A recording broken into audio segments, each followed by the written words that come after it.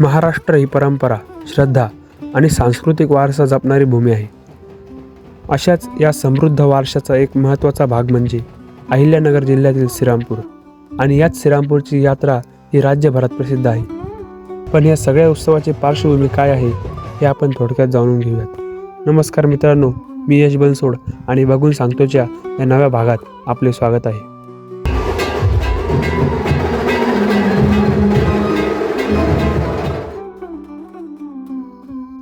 British राजवटीत 1932 ते 36 रामभाऊ गिरमे हे येथील प्रथम आमदार होते.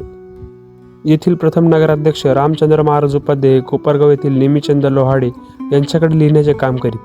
त्यांची 1923-24 साली श्रीरामपूरला बदली झाल्यानंतर ते गिरमे यांच्याकडे आले.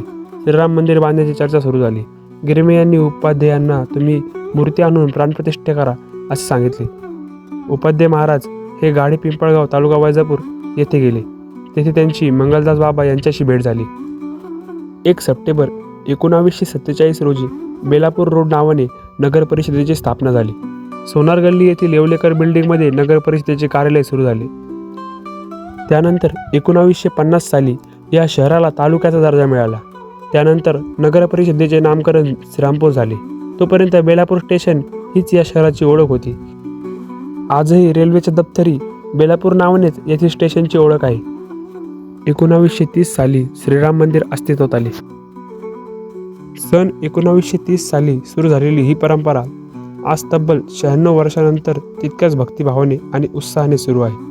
पिढ्यानपिढ्या चालत आलेली ही रामनवमी आजही श्रीरामपुराच्या ओळखीचा एक अविभाज्य भाग आहे. आणि आजच्या रामनवमीच्या दिवशी मी ह्याच राम मंदिराचे दर्शन घेण्यासाठी निघालो.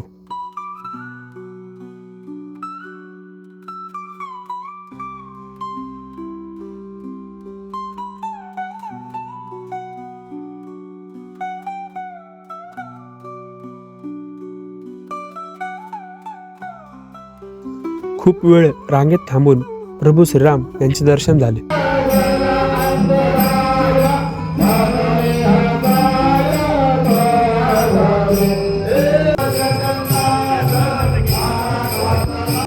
रामजन्मानंतर प्रसाद म्हणून मंदिराच्या बाहेर दरवर्षी पंजिरी प्रसादाचे वाटप होत असते. आणि तेवढ्यात प्रभू श्रीराम यांचा रथ निघाला. रथाचे दर्शन घेतले. रथयात्रेच्या या भक्तिमय वातावरणानंतर आपण येतो या उत्सवाच्या आणखी एका खास भागाकडे, ती म्हणजे जत्रा. श्रीरामपूरची जत्रा अनेक वर्षापासून भाविकांना आकर्षित करत आली आहे आणि आजही ती तितक्याच उत्साहाने भरलेली दिसते. समोर रस्त्याच्या दोन्ही बाजूने लागलेली दुकाने, विविध प्रकारचे खाद्यपदार्थ, खेळणी आणि पारंपरिक वस्तू, संपूर्ण परिसर एका उत्सवी रंगात रंगलेला आहे. इथे फक्त खरेदी विक्री नाही तर आठवणी तयार होत आहेत. जत्रेतील प्रत्येक दुकानात एक वेगळी गजबज आणि ऊर्जा जाणवते. ही जत्रा काय तर फक्त बाजार नाही तर श्रीरामपूरच्या सांस्कृतिक जीवनाचा एक भाग झालेली.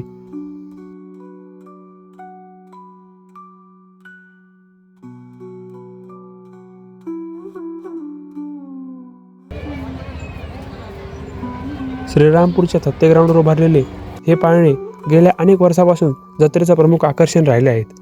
आणि आजही इथे तीच गर्दी आहे, तोच उत्साह पाहायला मिळतो. समोर उंचावतात फिरणारे मोठे पाळणे, रंगबिरंगी लाईट्सने सजलेले, आणि प्रत्येक फेरीसोबत वाढणारा थरार. लहान मुलांसोबत मोठ्यांपर्यंत प्रत्येकजण या पाळण्याचा आनंद घेत आहे. या यंदाच्या वर्षी अशी नवीन नवीन पाळणे बघायला मिळाली, त्याची ही झलक.